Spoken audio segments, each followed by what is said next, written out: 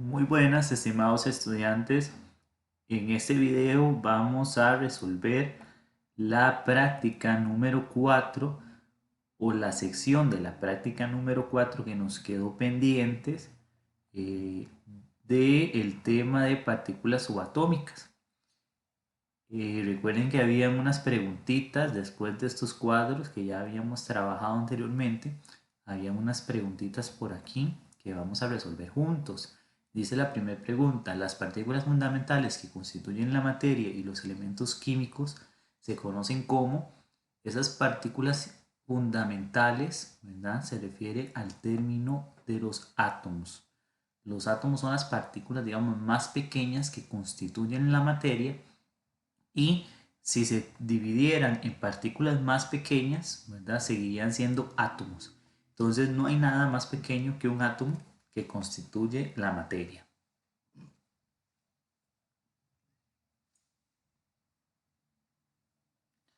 Dice la pregunta 2. En el núcleo atómico se encuentran dos tipos de partículas subatómicas conocidas como. Recuerden que partículas subatómicas son partes, ¿verdad? Partículas que pertenecen directamente a la estructura del átomo. Entonces, aquellas que se encuentran en el núcleo son el protón y neutrón. Dijimos que el neutrón no tiene carga y que el protón tiene carga positiva, ¿verdad? Los dos son los que forman parte del núcleo del átomo, se ubican en el núcleo del átomo, eh, y constituyen precisamente la masa del átomo, eh, que se centra en el núcleo. Pregunta 3. La partícula subatómica del átomo que posee carga eléctrica positiva corresponde a. Ya lo respondimos aquí, ¿verdad? Dijimos que el protón tiene carga positiva. 4. La partícula subatómica del átomo que posee una masa que es tan pequeña que se considera despreciable. Y aquí viene un dato importante que vamos a ligar a lo que dije anteriormente, ¿verdad? Cuando hablamos del núcleo atómico, ¿verdad? Que dijimos que en el núcleo está el neutrón y el protón, dije que ahí se centra toda la masa del átomo, ¿verdad? ¿Por qué? Porque estas partículas tienen masa, digamos, son masivas, pero hay una partícula, ¿verdad?, cuya masa es tan pequeña que se considera despreciable, o sea, no suma a la masa total del átomo, porque es una masa muy pequeña. ¿A cuál partícula subatómica hace referencia esta pregunta 4? Bueno, a la partícula que llamamos, o subpartícula que llamamos electrón. Esa es la respuesta correcta, la opción C.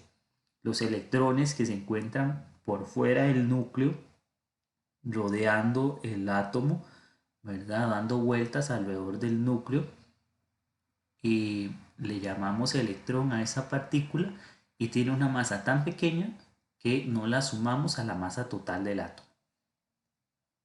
La pregunta 5. Cuando un átomo no es neutro y adquiere una carga neta diferente de cero, se convierte en un.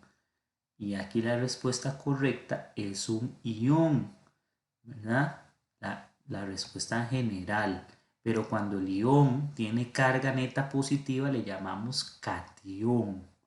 Y cuando tiene carga neta negativa le llamamos anión, ¿verdad? Pero en general es un ión. La 6 es una pregunta teórica, ¿verdad? Y aquí tenemos que tener la capacidad de ver la imagen y poder identificar cuál fue la persona que propuso precisamente ese diseño del modelo atómico. Recuerden que los modelos atómicos son proyecciones o gráficas, eh, de, que surgen de la imaginación de los científicos, ¿verdad? De cómo pueden ser los átomos. Recuerden que los átomos son partículas indivisibles, indestructibles e invisibles, ¿verdad? Son invisibles a los humanos, no las hemos visto porque son extremadamente nanoscópicas. Entonces, el modelo atómico es, digamos, una representación, o los modelos atómicos son representaciones de cómo puede ser que imaginan los científicos que son los átomos. Entonces, este modelo, esta imaginación, esta estructura, este esquema imaginario, ¿verdad? Lo propuso el científico que vamos a conocer como J. Thomson, ¿verdad? Y el modelo se llama modelo del budín con pasas, porque él decía que el átomo, ¿verdad?, era una estructura esférica que tenía incrustado esas subpartículas que llamamos protones y electrones, como que si fuera un pudín con pasas. Y esta otra estructura le llamamos la estructura planetaria, ¿verdad? Porque la estructura en sí propone que hay un núcleo en el centro, ¿verdad? Donde alrededor del núcleo, eh, eh, digamos que orbitan los electrones. Esta es, digamos, el modelo que nosotros utilizamos para explicar precisamente todo lo que les he explicado anteriormente acerca de átomos y partículas subatómicas, ¿verdad? Y este modelo lo propuso este señor, Rutherford o Ernest Rutherford. Posteriormente viene otro modelo, ¿verdad? Otra pregunta de otro modelo, ¿verdad? Donde dice que el protón y el neutrón se ubican en el núcleo donde reúnen toda la masa. Ajá, ya eso ustedes lo saben. Los electrones se ubican en una zona densa donde es probable encontrarlos.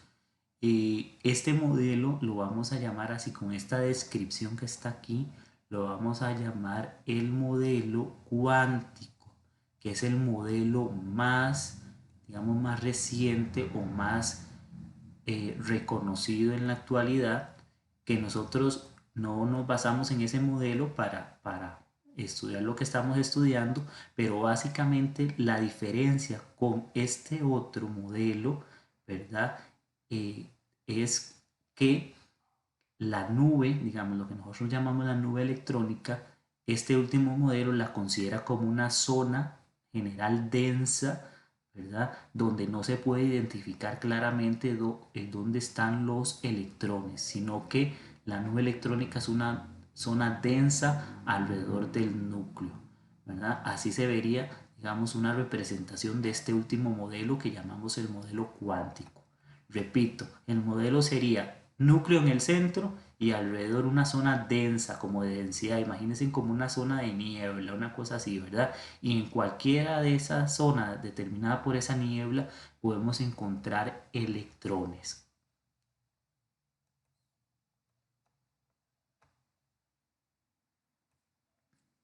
La pregunta 9, ¿verdad?, hace referencia a los modelos atómicos.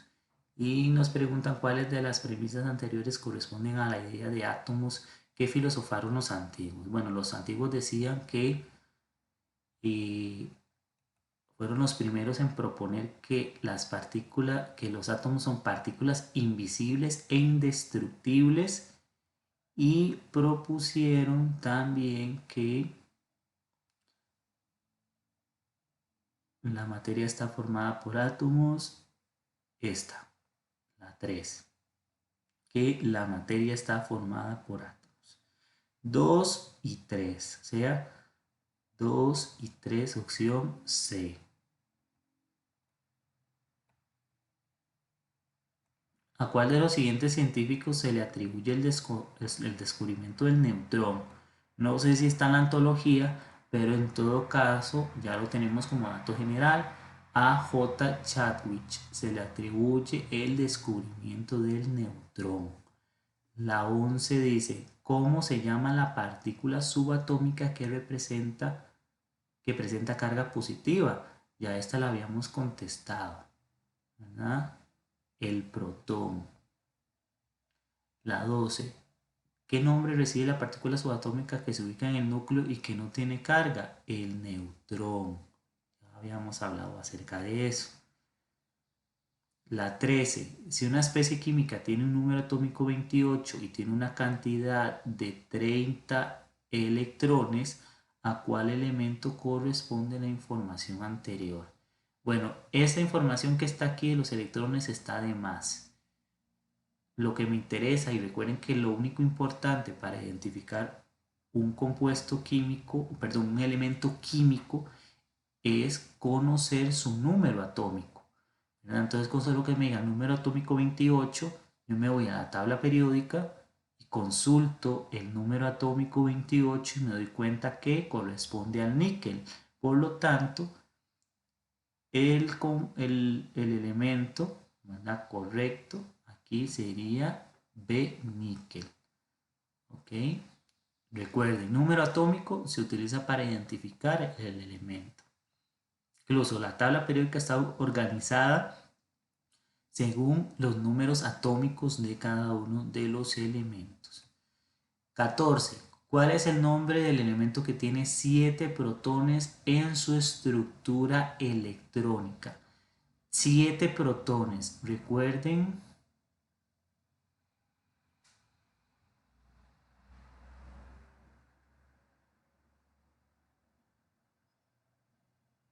perdón, es que la computadora se me quedó bloqueada. No sé si durante el tiempo en que no responde me escuchan o no, entonces mejor hago la pausa. La pregunta 14. ¿Cuál es el nombre del elemento que tiene 7 protones en su estructura electrónica? Si tiene 7 protones, recuerden que el número de protones, recuerden esta regla general que ya habíamos establecido, que Z, que es el número atómico, siempre es igual al número de protones. ¿Verdad? Entonces, si el número de protones es 7, Z, que es el número atómico, es 7. Entonces, busco el número atómico 7. Lo veo aquí, corresponde al nitrógeno, según la tabla periódica. Y me doy cuenta entonces que la opción correcta es nitrógeno. Veamos esta otra pregunta. Si un átomo tiene 8 protones, 10 electrones y 8 neutrones, ¿cuál de las siguientes afirmaciones es correcta? ¿Verdad? Si tiene 8 protones, estábamos hablando directamente de que el elemento, si lo buscamos en la tabla periódica, va a ser el oxígeno, ¿verdad? Entonces, voy a ponerlo aquí, voy a ir dibujando ese oxígeno tal vez aquí para que lo vayan viendo. Es el oxígeno, eso ya yo sé, ¿verdad? Y ahora me dicen, me preguntan, ¿cuál de las siguientes es correcta? Resulta que es un oxígeno que tiene 10 electrones. Entonces, si fuera neutro, tuviera 8 electrones al igual que los 8 protones. Pero vea que tiene 10 en total, o sea, tiene 2 electrones de más. Entonces lo puedo representar de una vez, que tiene una carga negativa de 2 menos, o sea, 2 electrones de más. Por eso se los representé ahí. Y bueno, los neutrones son 8 al igual que los protones. Me preguntan ahora sí, ¿cuál afirmación es correcta? Es un anión de oxígeno. Entonces, veo que es oxígeno, veo que tiene carga negativa, por lo tanto es un anión. Entonces, la opción A es correcta. Voy a resaltar esto para que vean cómo lo representé aquí. Este es el anión que me están describiendo. Dice el 17. Si un átomo con carga -4 tiene un número atómico igual a 51, me dan el número atómico, me dan entonces la identidad del átomo, del átomo del elemento, ¿verdad?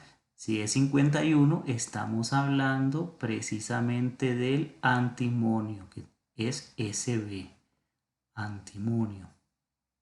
Lo voy a poner aquí. Sb, antimonio. Me dice que tiene una carga negativa de -4, o sea, tiene 4 electrones de más. ¿Puedo ponerlo así o puedo ponerlo así? 4 menos. 4 menos. O -4. Ok. Y ahora me dicen cuál de las siguientes afirmaciones es correcta y me dan las afirmaciones. Dice, es un átomo de antimonio, evidentemente es antimonio y tiene 28 neutrones. Bueno, no me han dicho nada de los neutrones. Primero identifiquemos las posibles respuestas correctas, que son solo las que tienen antimonio como respuesta, o sea, esta y esta otra, ¿verdad? Y esta otra. Entonces, no me dicen nada de los neutrones, pero yo puedo obtener información de los neutrones con la tabla periódica. Lo que quiero hacer es, primero, corroborar esta opción que está más relacionada con los electrones, porque sí me están dando información sobre la carga que tiene, ¿verdad? Si tiene una carga de -4, eso quiere decir que si es un átomo neutro, ¿verdad? Va a tener 51 electrones, al igual que los 51 protones que tiene. Pero como no es neutro, sino que tiene -4 electrones de más, entonces tiene un total de 51 más 4, tiene 55 electrones. Entonces, la opción correcta aquí hasta el momento es esto, o sea, esto es correcto. Decir que tiene 55 electrones, ¿verdad? Esto es correcto. Pero ¿cómo llegamos a descartar lo de los neutrones?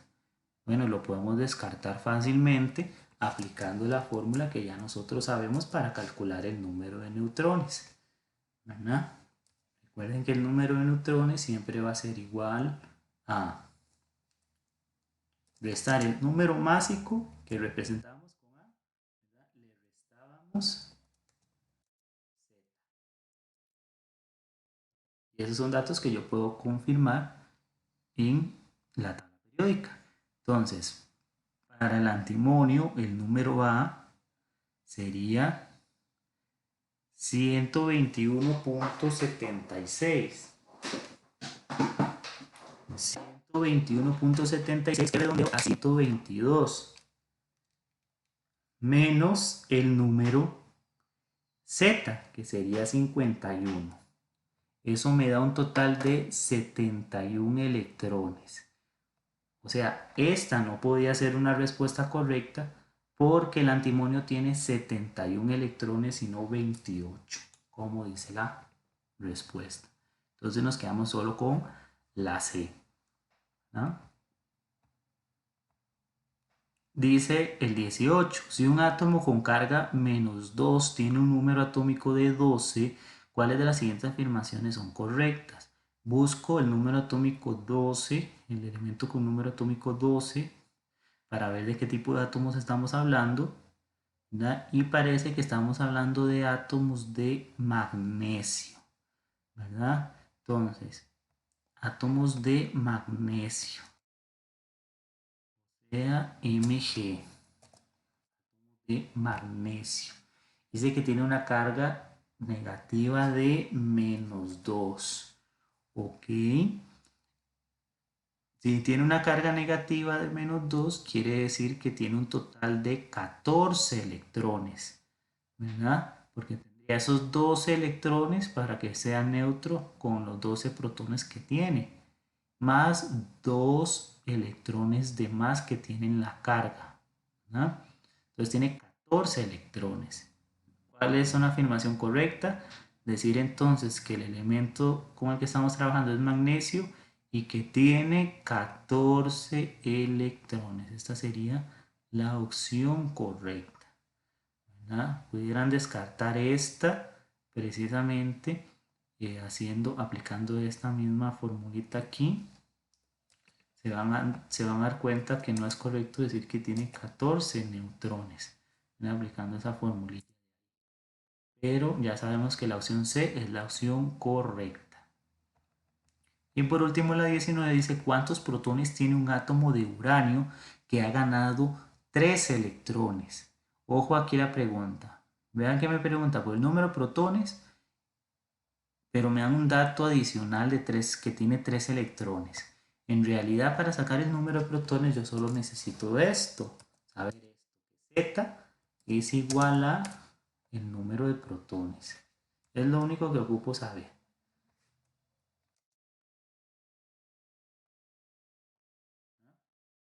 O sea, qué me está diciendo eso que les estoy comentando? Que esta información no tiene ninguna relevancia para contestar la pregunta. Entonces, si Z es el número de protones, voy y busco el uranio y me fijo en el número Z que tiene o en el número atómico. Vean que el uranio está aquí. Está aquí abajito, bastante pequeño, por cierto. Un poquito más grande. Aquí está, y ven que tiene número atómico o número Z92. Por lo tanto, la respuesta correcta sería decir B, 92 protones son los que tienen los átomos de uranio. Y con eso resolvemos la práctica.